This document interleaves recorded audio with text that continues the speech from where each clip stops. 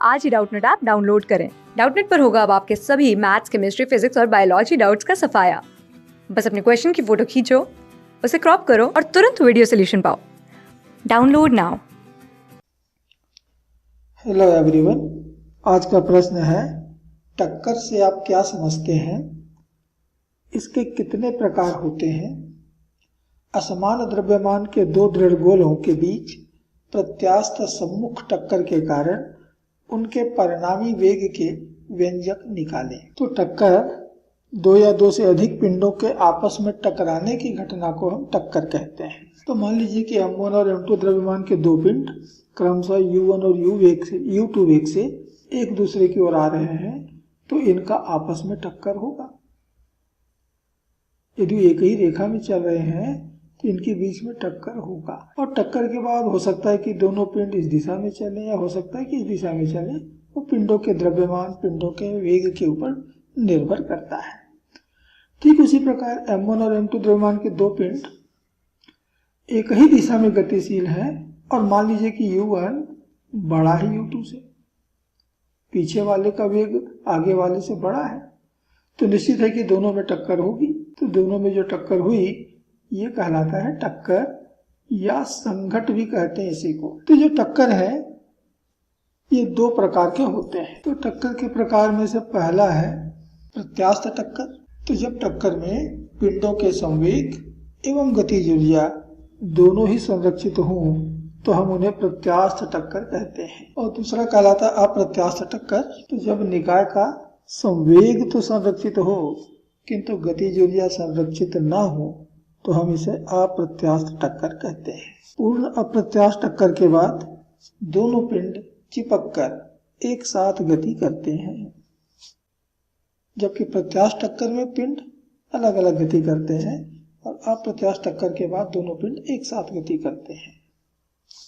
तो यह है दो प्रकार के टक्कर।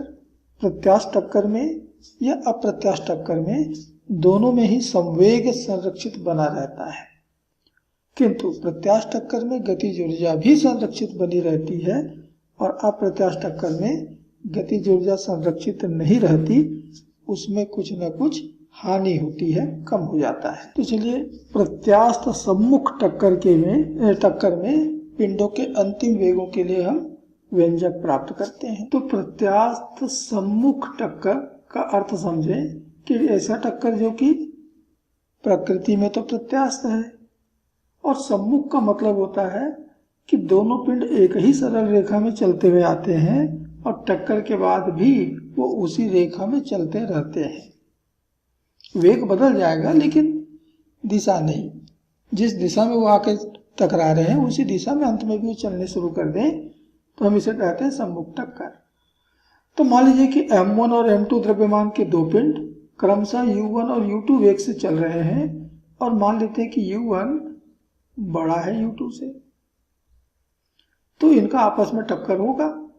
और मान लीजिए कि दोनों पिंड प्रत्यास्थ टक्कर करते हैं और टक्कर के बाद क्रमशः V1 और V2 वेग से गतिशील हो जाते हैं। तो ये V1 और V2 टक्कर के बाद के वेग हैं, हमें इन्हीं के लिए व्यंजक प्राप्त करने हैं। तो जैसे हमने देखा कि इस टक्कर में संवेग और गतिज ऊर्जा दोनों संरक्षित रहते हैं, तो संवेग संरक्षण के नियम से हमको मिल रहा है, ये हो गया निकाय का अंतिम संवेग M1 V1 धन M2 V2 बराबर M1 U1 धन M2 U2 प्रारंभिक संवेग। मैं M1 वाले पिंडों को एक तरफ कर लेता हूँ और M2 वालों को दूसरी तरफ। तो यहाँ से मैंने M1 उभयनिष्ठ लिया और दाहिने पक्ष में इसी तरह से मैंने M2 उभयनिष्ठ ले लिया, तो ये मुझको मिल गया पहला समीकरण। अब ऐसे ही इस टक्कर में गतिज ऊर्जा भी संरक्षित रहती है, तो गतिज ऊर्जा संरक्षण का नियम लगाएं। अंतिम गतिज ऊर्जा बराबर प्रारंभिक गतिज ऊर्जा। तो 1/2 तो पूरा निरस्त कर दीजिए, दोनों पक्षों से काट दीजिए और M1 वालों को फिर एक तरफ कर लेते हैं और उभयनिष्ठ भी ले लेते हैं, तो मुझको मिल गया दूसरा समीकरण। अब हम समीकरण 2 में समीकरण 1 का भाग दे देते हैं। तो भाग देने पर हमें यह प्राप्त हुआ, यहाँ से हम M1 और यहाँ से हम M2 काट दें। अब ऊपर में हम A वर्ग ऋण B वर्ग का सूत्र लगा लें, A धन B A ऋण B।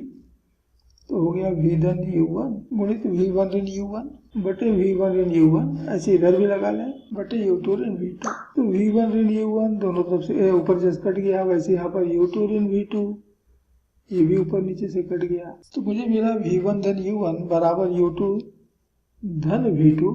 तो v2 का मान ज्ञात किया, तो मुझे मिल गया v1 धन u1 ऋण u2। तो समीकरण 3 से जो मान है v2 का, ये समीकरण 1 में रखते हैं। तो समीकरण 1 था m1 v1 धन m2 v2।